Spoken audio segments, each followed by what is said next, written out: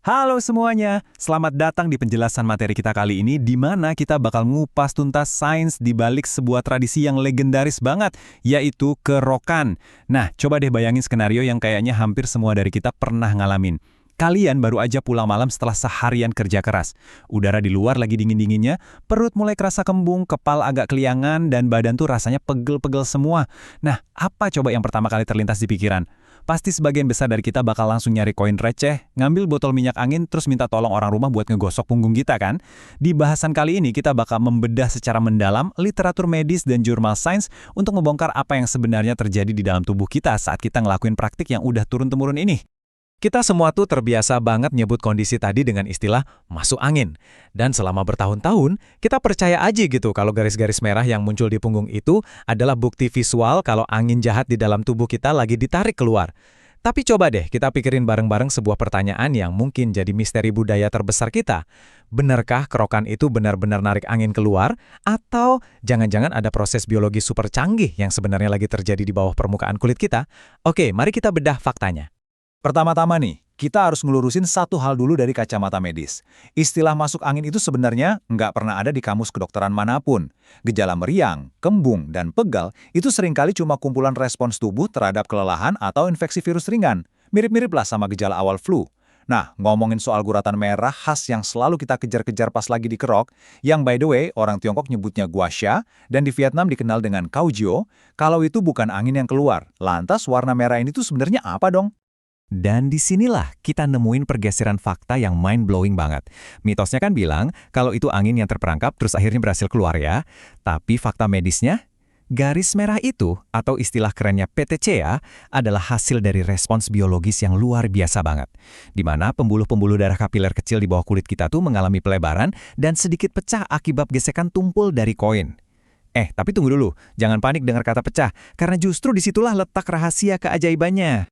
Dalam istilah medis, proses pecah dan melebarnya pembuluh darah tadi itu disebut vasodilatasi. Biar gampang ngebayanginnya, mari kita pakai analogi. Coba bayangin aliran darah di tubuh kalian yang lagi pegel dan sakit itu kayak jalan tol yang lagi macet parah. Oksigen dan nutrisi nggak bisa lewat dengan lancar, makanya badan kerasa sakit. Nah, gesekan dari koin pas kerokan itu bertindak layaknya petugas jalan tol yang tiba-tiba ngebuka semua gerbang dan ngebarin jalanannya. Tiba-tiba, kemacetan terurai, darah segar yang kaya akan oksigen dan nutrisi langsung mengalir deras membanjiri area otot yang pegang tadi. Hasilnya, otot pun kembali rileks. Tapi ternyata nggak cuma ngelebarin jalan tol aja loh. Ada perubahan biokimia yang sangat nyata terjadi di dalam otak kita. Berdasarkan penelitian yang luar biasa dari Guru Besar Fakultas Kedokteran Universitas 11 Maret, Profesor Didik Gunawan Tamtomo, kerokan itu secara harfiah memanipulasi zat kimia di otak kita. Proses ini bikin hormon endorfin kita naik, ini tuh ibarat tubuh lagi muter playlist lagu favorit yang bikin kita ngerasa bahagia, nyaman, dan segar. Di saat yang bersamaan, kerokan juga nurunin kadar prostaglandin. Prostaglandin ini bisa dibilang kayak alarm rasa sakit di otot kita. Jadi sederhananya, kerokan itu matiin alarm rasa sakit di tubuh kita. Keren banget kan? Nah, saya tahu pasti ada beberapa dari kalian yang mikir, wah kalau digesek terus pakai koin, apa kulit sama pori-pori saya nggak rusak permanen tuh? Faktanya, uji biopsi kulit secara klinis dalam penelitian di UNS tadi udah ngebuktiin kalau kerokan sama sekali nggak merusak pori-pori kulit secara permanen. Gesekan tumpul dari koin itu nggak bikin luka terbuka kok, melainkan cuma ngasih stimulasi dan ngelebarin pembuluh darah di bawahnya dengan sangat kuat. Jadi secara umum, ini adalah terapi fisik yang amat sangat aman, asalkan dilakuin dengan benar. Fenomena ini juga diilustrasikan dengan sangat brilian dalam jurnal mengenai guasha yang diterbitkan oleh Semantic Scholar. Kalau kita lihat penampang jaringan kulit tikus percobaan di bawah mikroskop, sebelum dan sesudah dikerok, itu kelihatan jelas banget gimana pembuluh darahnya melebar dan sel-sel darah merah menyebar ke jaringan di sekitarnya. Kerusakan jaringan yang skalanya super kecil dan terkontrol inilah yang nantinya bertindak sebagai semacam sinyal bahaya palsu yang dikirim ke sistem tubuh kita. Sinyal bahaya palsu tadi ngebawa kita ke efek yang menurut saya paling menakjubkan. Pasukan imun kita lagi latihan militer. Analogi paling pas tuh kayak simulasi pemadam kebakaran. Gesekan kerokan bikin gangguan jaringan ringan yang bunyinya kayak alarm kebakaran. Dengar alarm ini, sel-sel imun tubuh kita langsung panik dan berlarian ke lokasi kejadian buat benerin kerusakan tersebut. Padahal kerusakannya amat sangat ringan.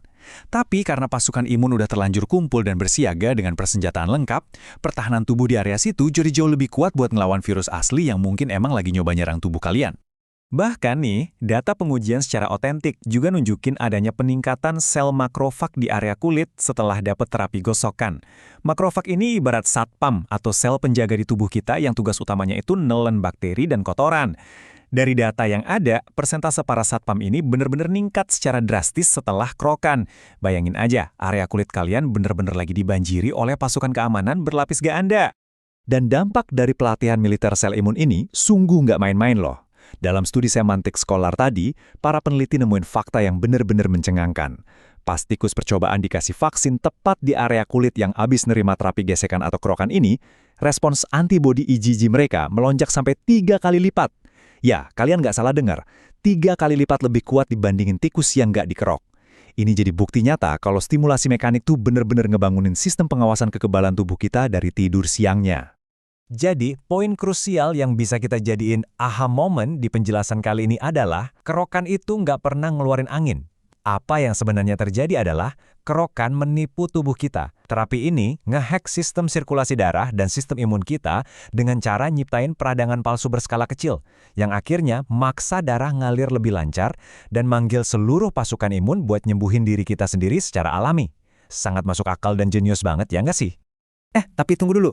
Sebelum kalian buru-buru nyari koin di dompet, ada satu peringatan medis penting banget dari teman-teman di Halodoc yang wajib kita perhatiin.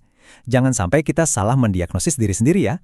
Kalau rasa mual, keringat dingin, dan badan gak enak yang kalian rasain itu dibarengin sama nyeri dada yang menjalar, atau dada rasanya kayak ketindih oban berat, stop, itu bukan masuk angin. Itu adalah gejala serangan jantung. Kalau tanda-tanda ini yang muncul, lupakan kerokan, dan detik itu juga langsung cari pertolongan medis ke rumah sakit terdekat.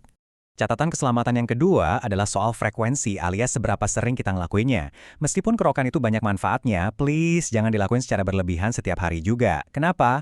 Karena pas kita lagi dikerok, pori-pori kulit kita tuh lagi dipaksa terbuka sangat lebar. Nah, dalam kondisi begini, kulit kita jadi sangat rentan buat kemasukan bakteri atau virus dari luar kalau kebersihannya nggak dijaga. Jadi, jadikan kerokan ini sebagai senjata rahasia aja. Dipakai secukupnya pas tubuh kalian benar-benar butuh dorongan relaksasi dan imun. Jangan dijadiin kebiasaan harian ya. Oke deh, kita udah ngelewatin perjalanan sains yang seru banget hari ini. Kita udah berhasil ngebongkar rahasia di balik garis-garis merah di punggung kita yang ternyata merupakan mahakarya dari pelebaran pembuluh darah dan aktivasi sistem imun tubuh. Nah, sekarang giliran kalian nih. Kalau lagi ngerasa masuk angin, kalian biasanya ada di tim mana? Tim garis keras yang selalu pakai koin logam atau kalian tim tradisional yang lebih suka pakai irisan bawang merah dicampur minyak kelapa? Yuk, ceritain alat kerokan andalan kalian di kolom komentar, dan mari kita diskusi bareng di sana. Terima kasih udah ikut belajar bareng di sesi kali ini, dan sampai jumpa di penjelasan materi super menarik berikutnya.